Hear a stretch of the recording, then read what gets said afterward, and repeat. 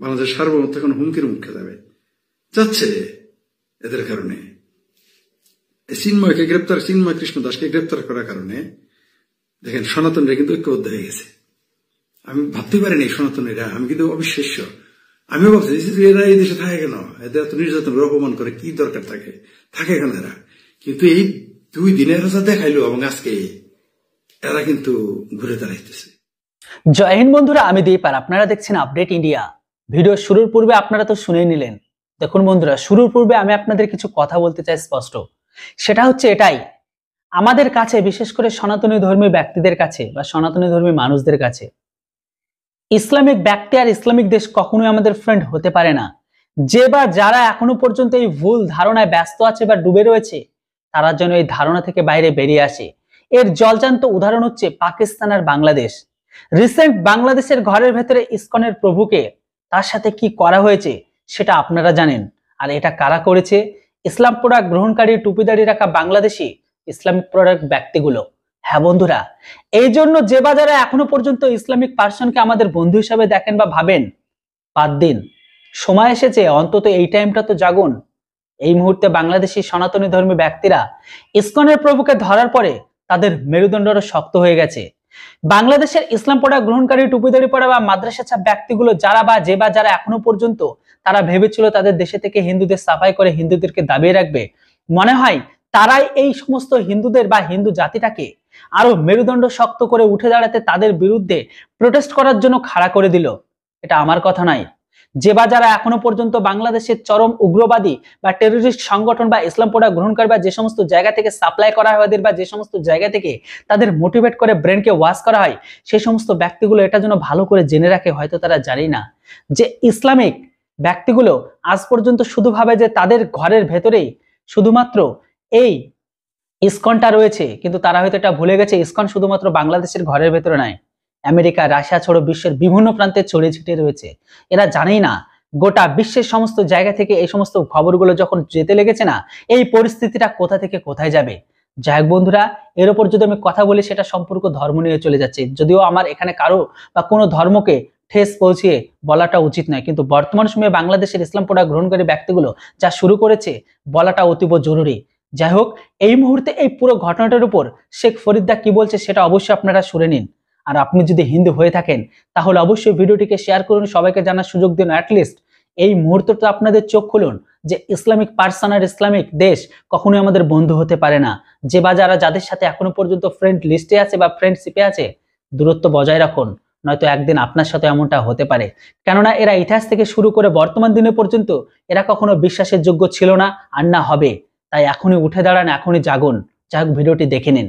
এরা কিন্তু এখন ঘুরে দাঁড়াবে, এই ইসকন হিন্দু সনাতনী এখন ঘুরে দাঁড়াবে। আমি ভাবছিলাম এরা এবার এই ধাক্কাতে চলে যাবে, কিন্তু এখন মনে হয় যাবে না।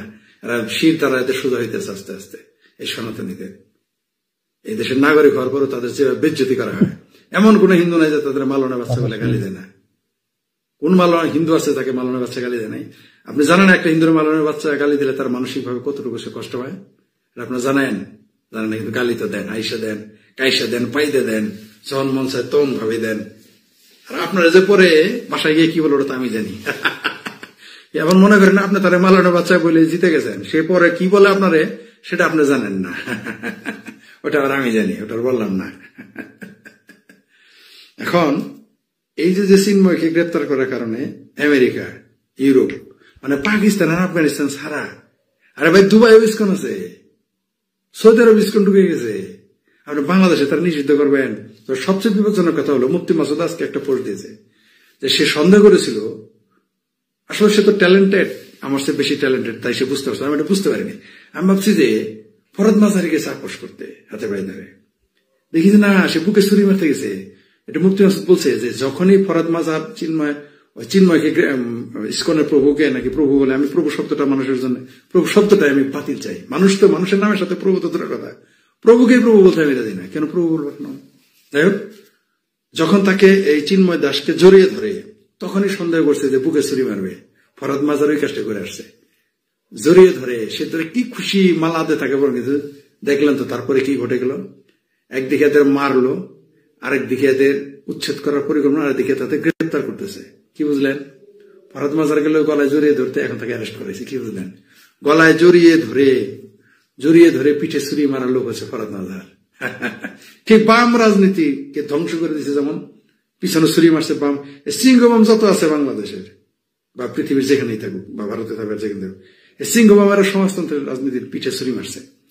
তেমনি ইসকনের নেতাকে জড়িয়ে ধরে, সনাতনের নেতাকে জড়িয়ে ধরে ফুলের মালায় যাকে বরণ করলো, সে কিন্তু পিছনে ছুরি মেরে আসলো। কেন এখন ফরহাদ মাজাহার কেন বলতেন তাকে গ্রেপ্তার করার নাই, বললো না কেন? বরং প্রথমে বলছে জঙ্গি সংগঠন নিষিদ্ধ করতে হবে। কিন্তু এটা বলে কি পার পাওয়া যাবে? ওই হেফাজতে পাকিস্তানে কামবাচ্ছে। হ্যাঁ, বাংলাদেশটাই দুনিয়া না, বাংলা দুনিয়া। এখন বুঝবে কত ধানে কত চাল। এই সরকারের ওই যেদিন ব্যাটারি নিয়ে আন্দোলন শুরু হয়েছে, ওই দিন এই সরকারের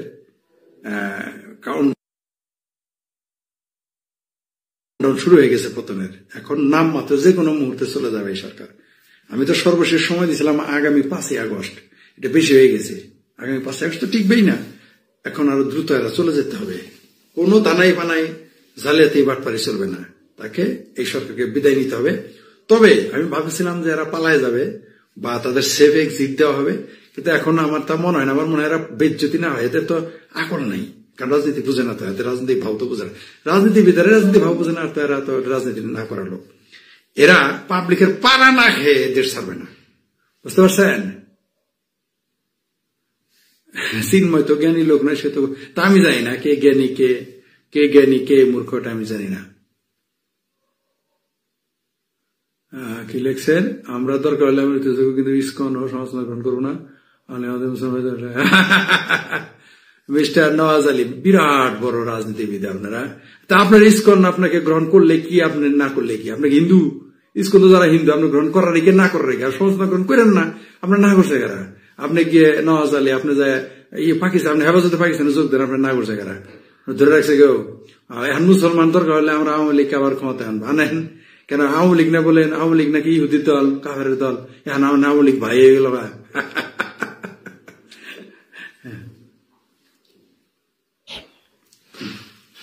আপনারা কইছে কি ইসকন গ্রহণ করতে? আপনার লাগছে আপনার চান্স দেব ইসকনে?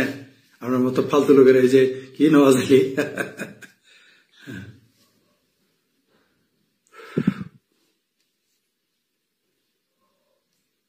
কি ইসরায়েল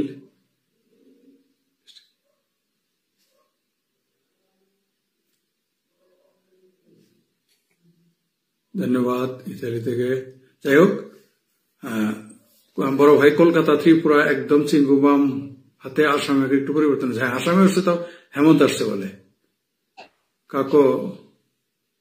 হ্যাঁ, মিস্তাহেরা জানাত কি বললেন আমি বুঝি নাই।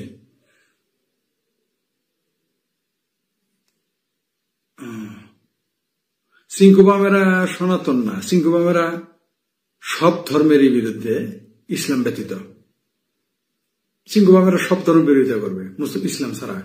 তারা ইসলাম নিয়ে সমালোচনা করে, মৌলবীদের সমালোচনা করে কাজ চলবে। এছাড়া আপনি পৃথিবীর ইহুদি, খ্রিস্টান, বৌদ্ধ যারা সমালোচনা করার সমস্যা নাই, তাদের সামনে মৌলবীদের সমালোচনা করলে এই সিংকুবামদের সমস্যা। তাদের মতে সিংকুবামদের মত হইল মুসলমান জাতি সারা পৃথিবীতে 57টা মুসলিম দেশ তারা নির্যাতিত হয়। কেন তারা নির্যাতিত হয়? এটা এবার কার? তাই হোক, চিন্ময়কে গ্রেপ্তার করার কারণে এর খেসারত খুব শীঘ্রই দেওয়া শুরু করবে। ফাইন বলছেন, কোটা জায়গায় কোটার এলো, মেতার হলো না যেটা, সোনার বাংলা ধ্বংস করে টোকাই হলো নেতা। চমৎকার বলেছেন হান্নান WPG।